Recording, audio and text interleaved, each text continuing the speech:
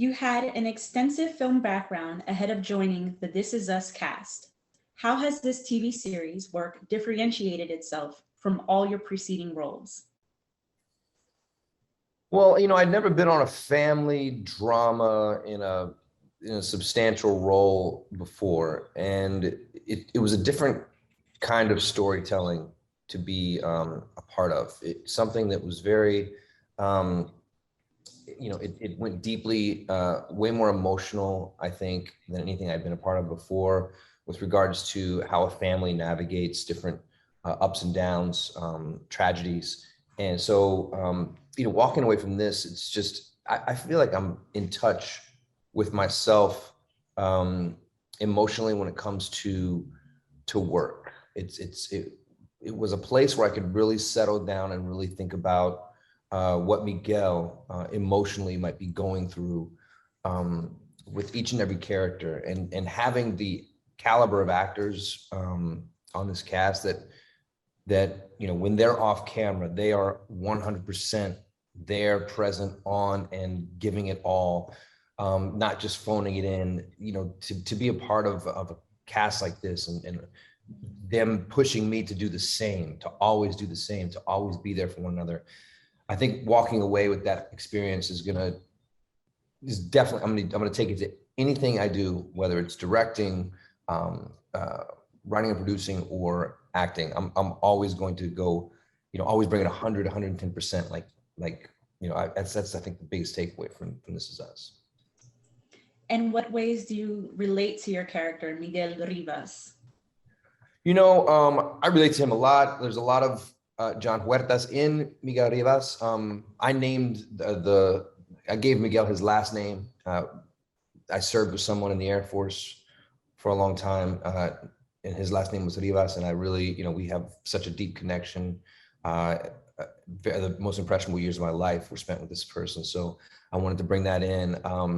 So there's a big connection there, just to the fact that Miguel honors someone who's so close to me.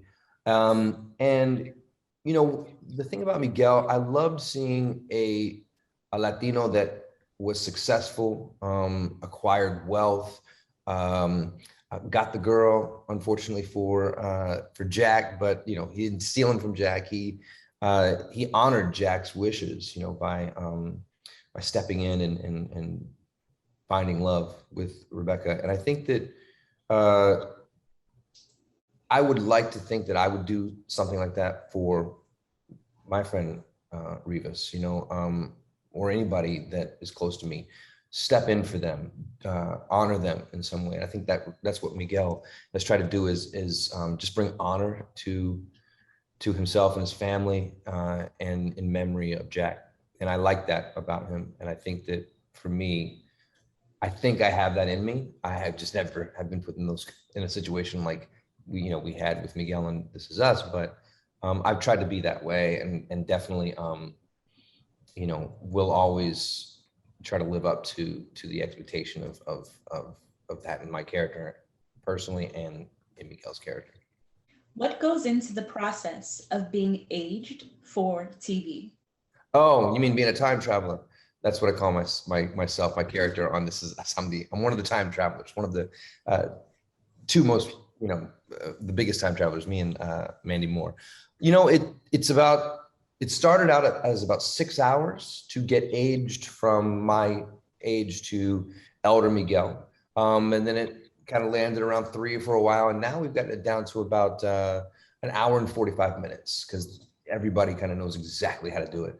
And then afterwards, when you're done filming after a 12-hour day, you've got to spend another 30 to 45 minutes getting everything removed. That goes into it. But more than that, that's the makeup part. More than that, when we're younger, we have a lot of energy, and we're always moving, and we're always trying to get to the next thing or get to the next place. And a lot of times we step on each other's, words. And the one thing I think that goes into aging is, beyond the physical, is someone who's got a level of wisdom, a level of experience. That's where like really embodying someone who's an elder, I think, that's where we see the difference. If we think about the people that are, aged 60, 65 and up, they always take their time with what they are saying, what they're doing. They lay back in life a little bit more because they're trying to really, really experience everything and take everything in, because they know that they're on the backside of the mountain. They're going downhill at that point. So they really cherish every moment, and they don't want to ever say the wrong thing, even though we know that sometimes they do.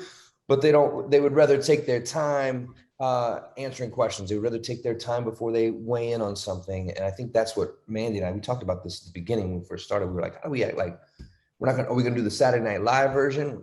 Your voice shakes and your head shakes and hey, young whippersnapper, or are we going to do, like, how are we going to ground this? And that's what we talked about. So that's the process into becoming Elder Miguel, as I like to call him. I don't call him Old Man Miguel like other people do. What does representation mean to you as the show's Latinx character? So representation to me is, it's not about quantity of representation, it's about quality of representation. We can show a lot of brown faces on television, but how are we showing them? What are we showing to people? And I think what's always been important to me is to show a certain quality. And that's what I mean by Miguel being successful, earning wealth, eventually coming into his own. I think one of the things that we've kind of built into the Miguel character is that while he's working at this Lundy construction, he's really trying to blend in and assimilate with his, Anglo colleagues. He feels like that's what he needs to do, straighten his hair, being a Puerto Rican and not rocking the natural wave and curl of my hair at the beginning is something that I wanted to build in and say, look, I want kids that were like I was when I was a kid and not seeing someone on television rocking this kind of hair. I want them to see that so they know that it's okay. Hey, rock your hair, rock who you are. Really, really embrace what makes you ethnically different, or it makes you feel like you're being true to yourself.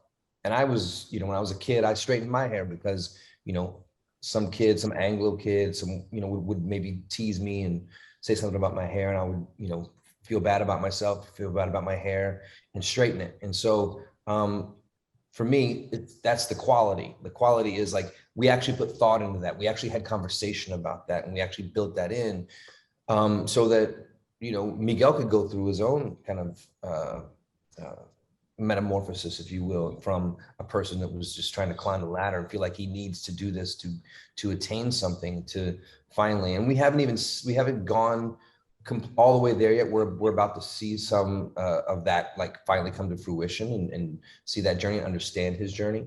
So that was super important to me, and I think that's what for me, it's about quality of representation over quantity. Thank you so much for extending those narratives and for your time today, sir. Hey, thank you. I appreciate you. Thank you. Take care, Bianca.